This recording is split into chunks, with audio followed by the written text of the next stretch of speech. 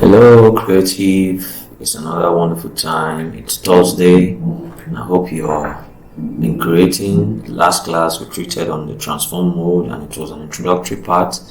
I'm sure if you follow that class, you'll be able to follow this class. Alright, we definitely dealt with how to get into the transform mode in that class. So please refer to that class and follow through to up until this class. Alright. In this class now, we are going to look into more detail of transform mode. Like, there's a function in transform mode that works like magic. Okay, so we want to look into it, and somehow I've used it to do some designs, interesting designs. I don't know, I might not be able to reach out to it, but interesting designs that on its own it's easy. You don't have to stress yourself. Just like this thing I tried doing. If you watch me in the last class, I tried to do something like this. Can I just turn this to what is readable?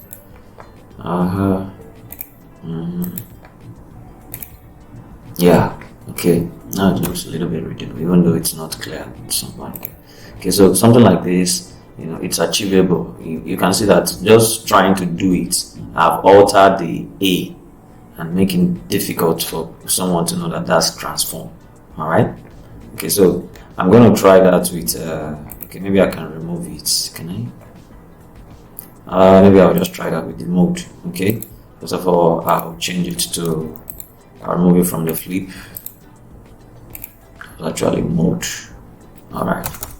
Okay. So let me duplicate it. Hold on, Alt, and move it. Okay.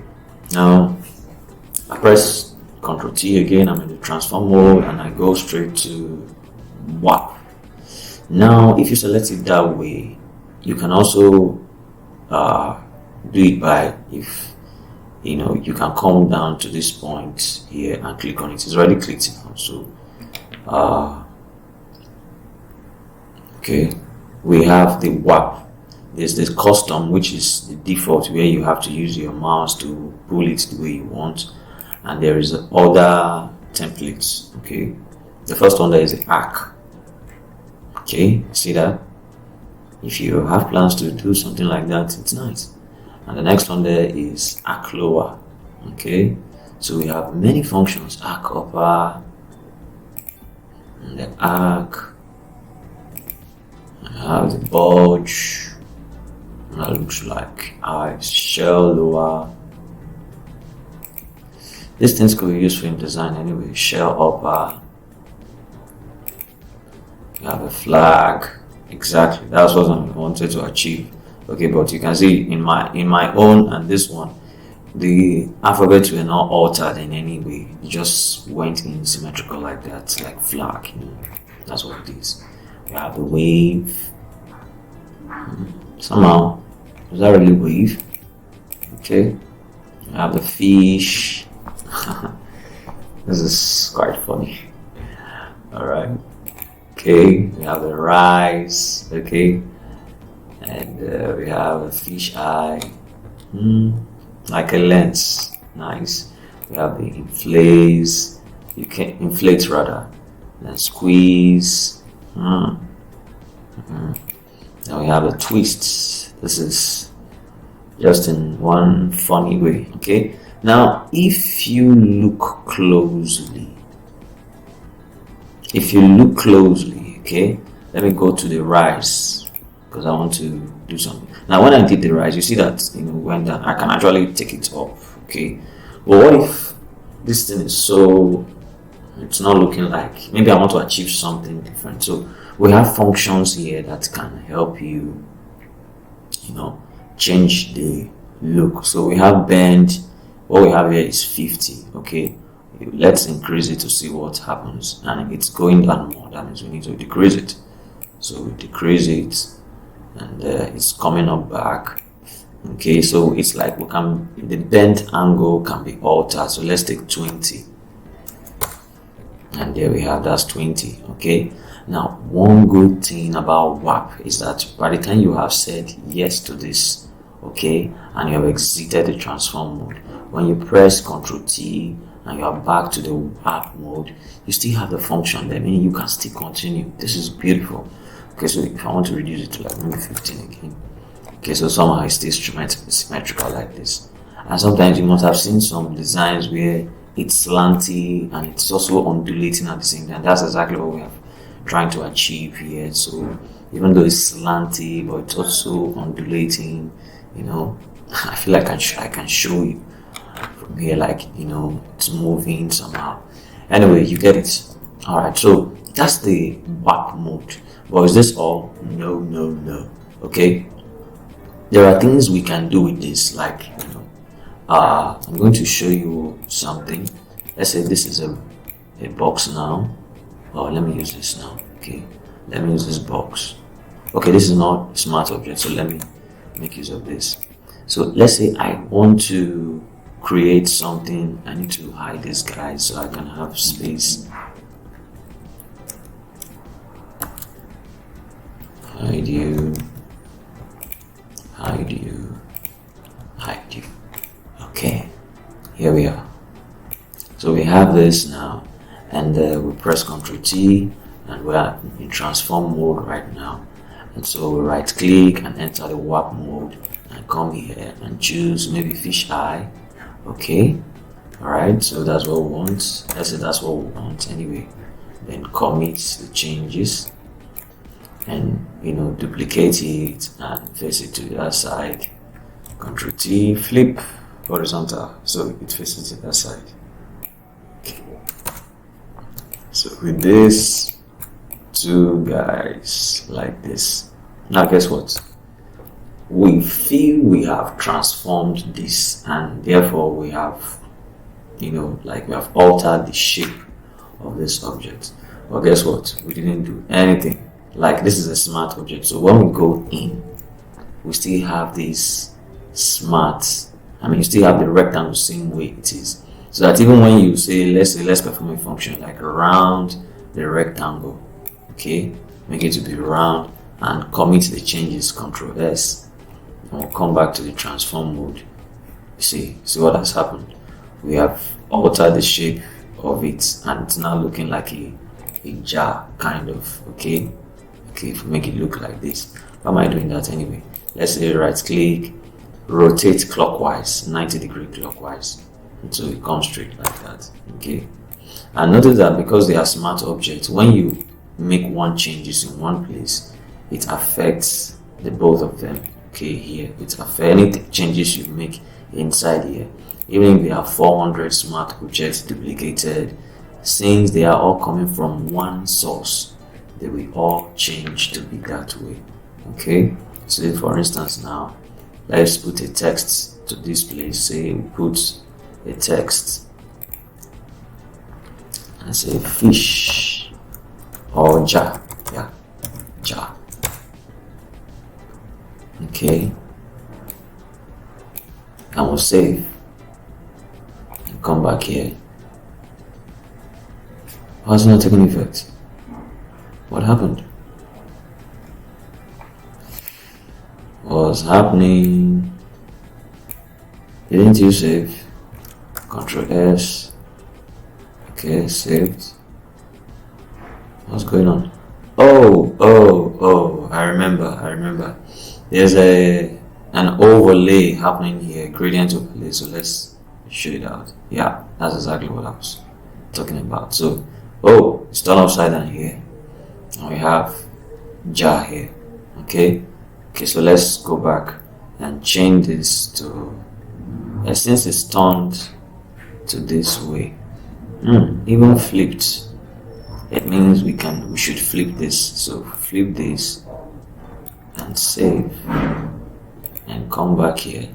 It's flipped, so we just need to change it to 90-degree, negative 90-degree from here, and save it. Let's see how that looks like. It's upside down.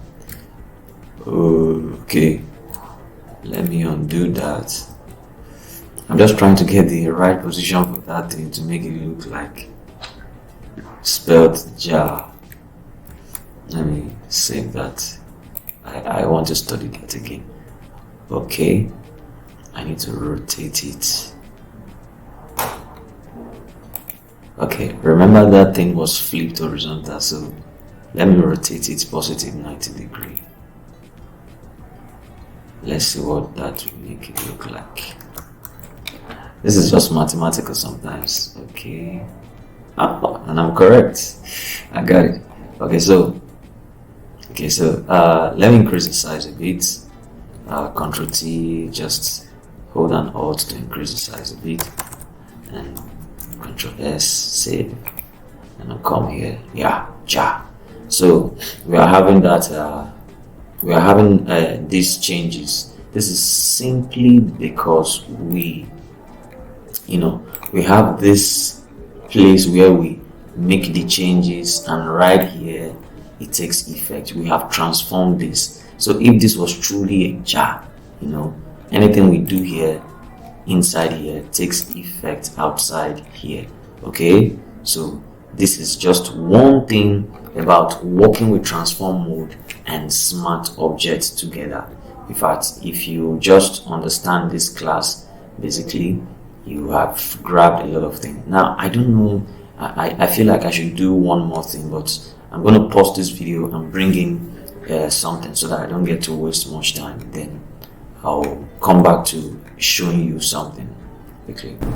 Alright, welcome back. So I brought in this word cup, or cup rather, because it doesn't look like a word cup. Alright, but I brought in this cup, and what I did was, it was originally like this. So let me remove all these layers. Alright, so it was originally like this, so I trimmed it. I used the object selection to make a quick trim, and you see the color doesn't blend well with the background, so I use the color balance to balance it out to the background. So I added some blues to the shadow. You can check out my functions here in the midtones. I added cyan, removed red, and added blues, taking away a little bit of yellow. In the shadows, I also added blues, a little magenta, and a little cyan in the shadows, because I don't want it to be too obvious. In the highlights, I added cyan, of course. I removed blues a little so that the golden yellow is not lost in the highlights. Okay, so that was it. That was the changes I made. Then I just added this text. This is the text we're going to work on, because we're going to warp it around this word cup. Okay, then I added shadows just to make it look like it's on the like it's hanging at the top. Okay, but that shadow, I just need to reduce the opacity. It's too much. Okay, just take the opacity down to 50. 50 looks small. Let's say 70. That's too much. 60. Alright, thereabout. It's okay. Okay, so that's 60, and that's a shadow. Let me just quickly rename that to shadow. You can also bring it down, because does not mean it must be up. Okay, so thereabout. So we want to make this word cup to go around about it, and so the first thing to do is to convert it to smart objects. Okay, because you might want to change the text later, so it's good that if you really want to be having to change the functions, change the text, or change anything, so convert to smart objects. So we'll just quickly convert to smart objects. Right click, convert to smart objects. Okay, and convert to smart objects. So now we're going to press Control T, and we're going to the warp mode. So straight to the warp mode, and of course there's a warp mode that can help us maybe achieve this faster. Maybe the arc. Let's try the arc first. Okay, but not this way, the other way.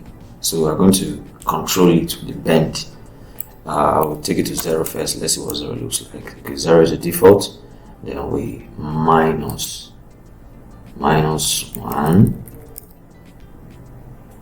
Okay, yeah, because you just need to be looking at this, the way this place is bent. Okay, and then I think a little bit 14. Okay, let's leave it at 14 and press enter. Then let's move it to the side a little. Okay, not everything will show anyway, but one way or the other it will get to show. Alright, so we exit the transform mode. Then we're going to click mask it to it. So we already have this color bands click mask to this cup. Okay, but we can also add this to click mask to it, so we can just bring it down, and both the word cup is click mask. So you can see now that it's cut off. It's just taking the shape of the word cup. Okay, we can adjust that later, but for now, just for you to know that somehow we have, it's not yet blended, but we have put this thing to kind of wrap around the cup. Okay, so there are other things we can do, and this is just a new trick. I've not taught this before, but okay, I'm going to teach it for the purpose of we have learned layer styles and we didn't touch this aspect. Okay, so if you listen to the layer styles of last week, please go to that tutorial. You will definitely understand this. Okay, so we'll go to selecting the text first. Make sure the text is selected. Then you go to the FX that you have at the bottom here and go to blending options. Okay, you can also do it by double clicking on the layer outside the layer. That's outside where the name appears. Let me escape that. You can come here and double click and it will still show forth. I'm waiting. Yeah, that's it. Blending options. Okay, you can also right click Photoshop now, blending options, and it's to still show up.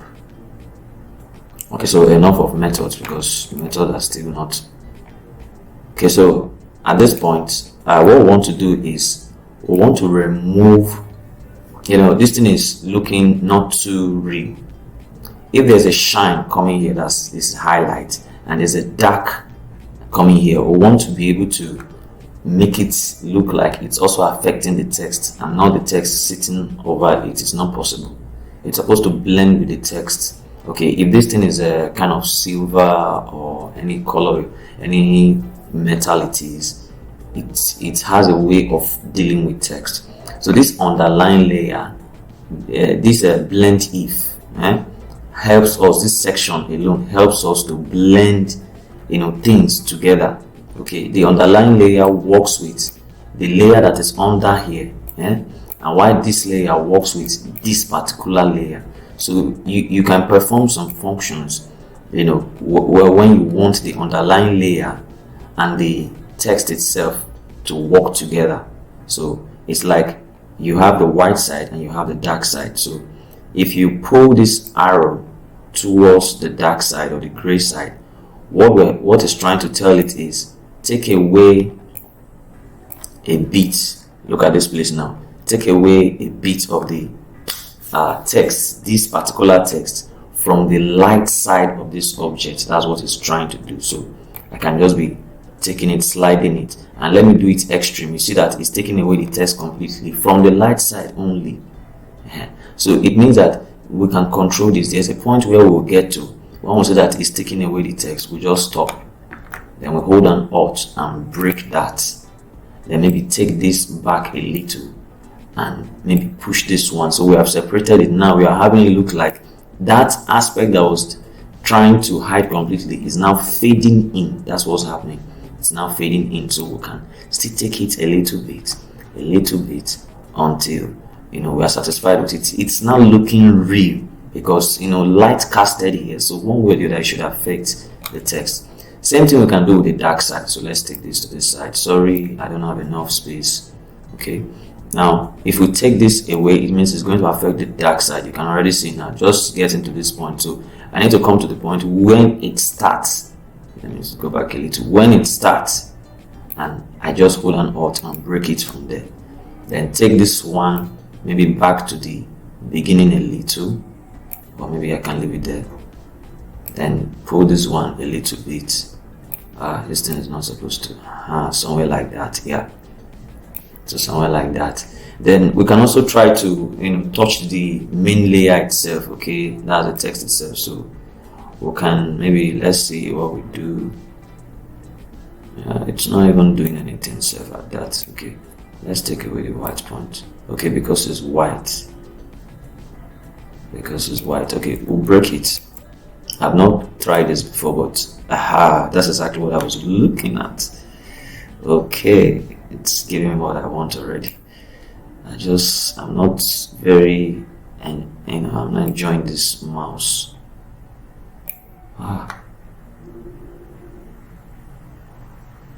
Somehow this mouse is.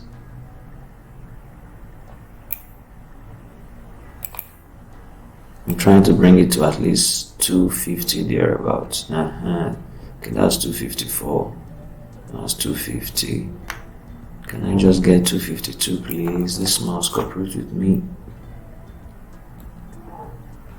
Okay, somewhere like that. Yeah, that's exactly what I want. Okay, so on this layer now, I've been able to control it. Let me just click OK to that so you see what we have done. So we have actually used the blend. You can see the blend options, how it shows its icon. So you know that something happened here. When it is other functions like levels and other adjustment layer, you have this kind of icon, but this one is for options, so you take note of it.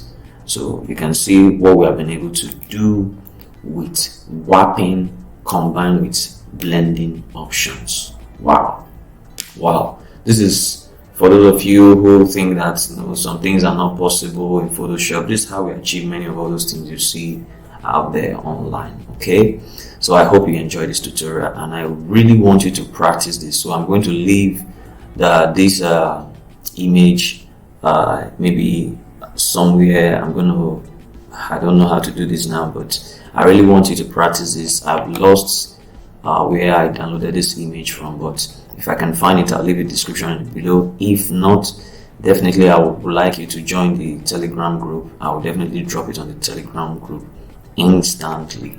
Okay, so join the Telegram group and you will find the image there. All right, practice it and post it to the Telegram group so I can see what you did. And also, if you can also get out to get other images and practice with it. That's also very fine.